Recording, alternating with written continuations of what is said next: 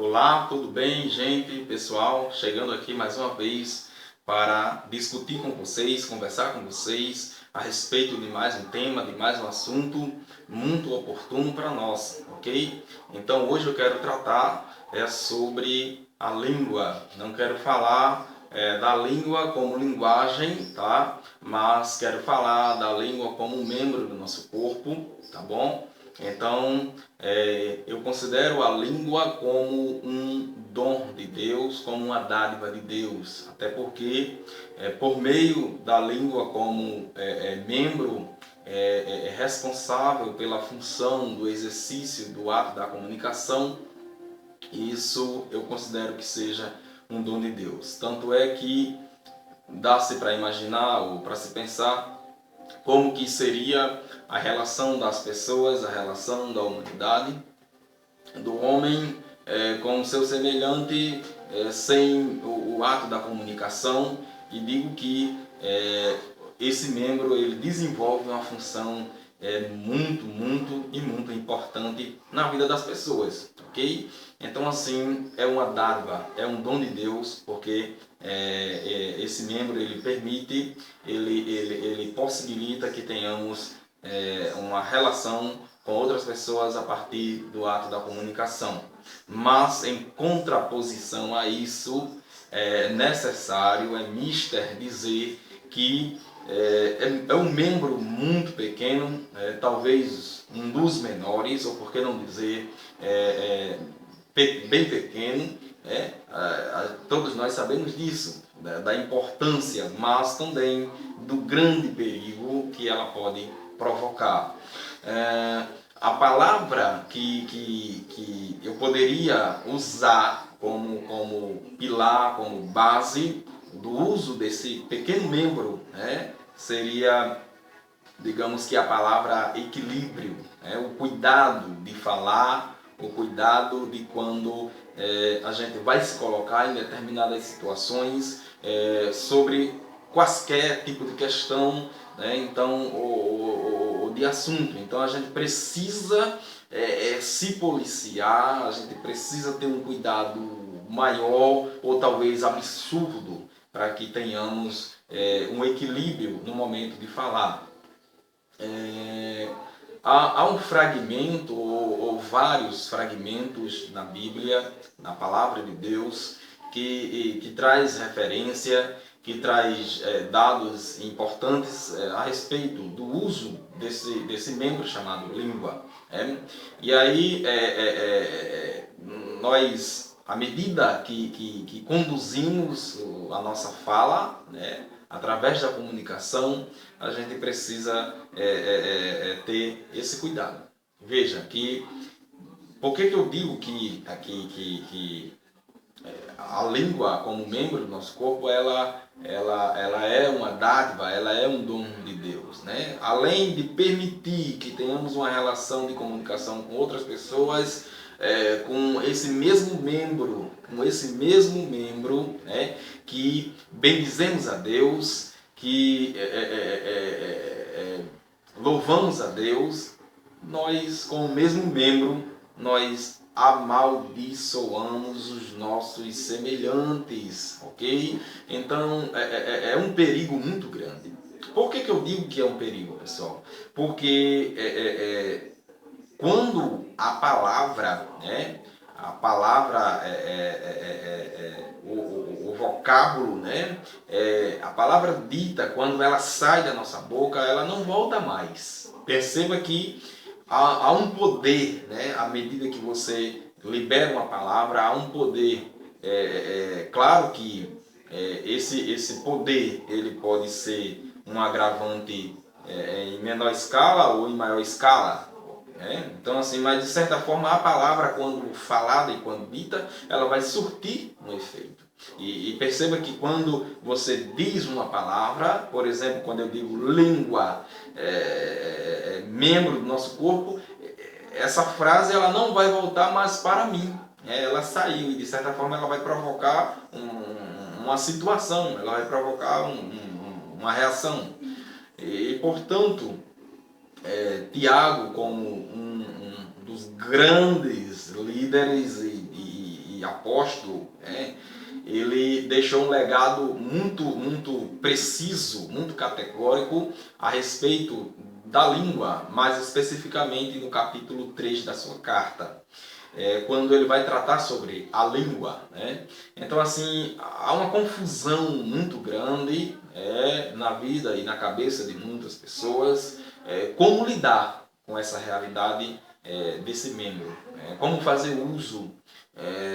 Tem pessoas que falam demais, tem pessoas que falam bem menos, mas a ideia aqui não é falar o demais, ou não é falar o de menos, ou menos ou mais. A ideia é o que você fala, ou o que você vai falar, o que é que vai provocar. Então, antes de você falar, você precisa pensar, você precisa parar, você precisa refletir, o que é que você vai falar.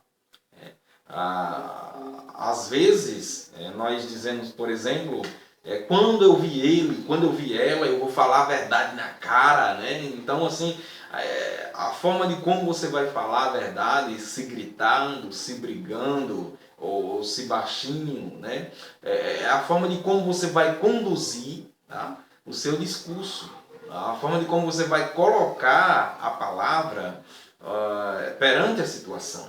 Às vezes, você diz que vai falar a verdade na cara de alguém. Para mim dizer a verdade na cara de alguém, não é necessário que eu grite, que eu brigue, que eu tenha uma palavra, digamos que amena, branda.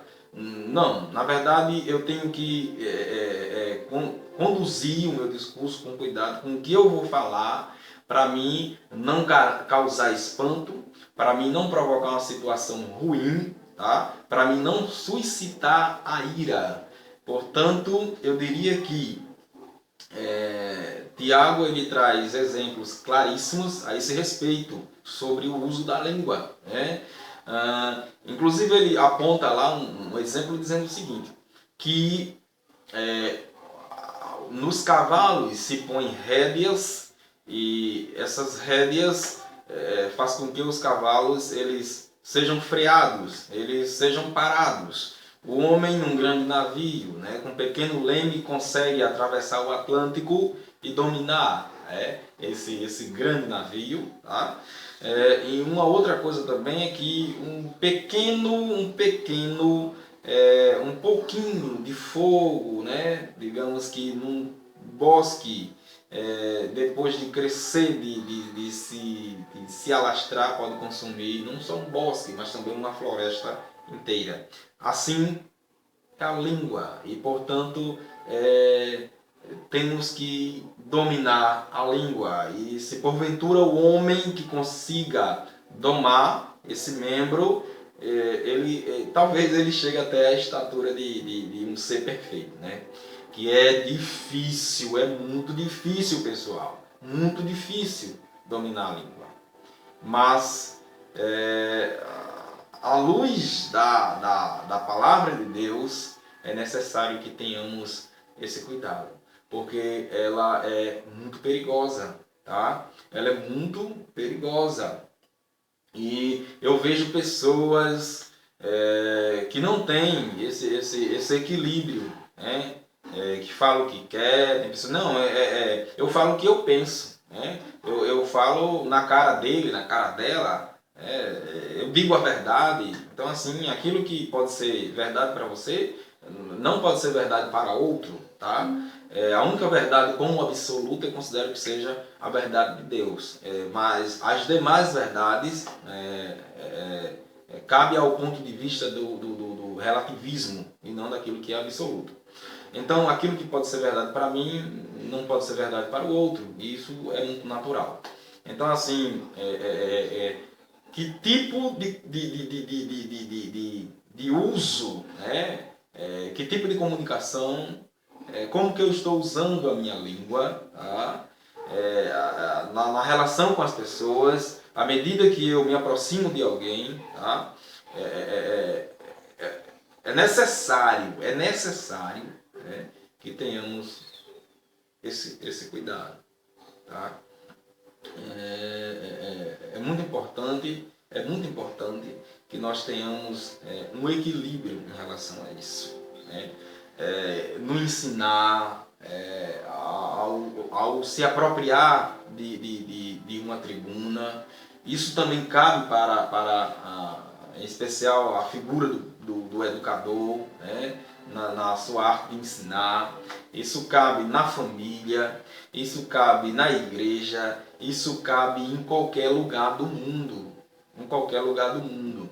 Eu diria que o pecado maior, o que mais as pessoas cometem, né, às vezes não é nem tanto na atitude, na prática da coisa, digamos, mas sim no falar. No falar. Porque a boca, ela vai falar daquilo que o coração está cheio. Daquilo que o coração está cheio. Então, de fato, eu vou falar sempre aquilo que vem do coração, o que está no coração. Então a gente precisa acordar para isso. Porque assim, pessoal, na relação diária, conjugal, o marido, a esposa, na relação da conversa, do diálogo, também deve prezar por isso. Prezar por isso. Com os filhos também, que tipo de palavra eu vou levar para o meu filho? Será que num ato de teimosia eu vou amaldiçoar o meu filho? Eu vou brigar com minha esposa, né? Então assim, a gente precisa trabalhar isso. Mas assim, uma das coisas que tem tomado o ato da comunicação, o espaço, é exatamente os instrumentos tecnológicos, né? Então assim, às vezes você hoje vê casais dentro de casa, um com o celular no sofá, outro celular na cama, o filho com o celular na mesa, enfim. Então assim, esse perigo ele nos ronda diariamente, numa frequência constante. Isso é muito preocupante, pessoal. Então, assim, cuidado com a língua. Cuidado com o que você fala. Cuidado com o que você vai falar. Porque você pode provocar um incêndio. Você pode acabar com uma família. Você pode acabar com uma vida.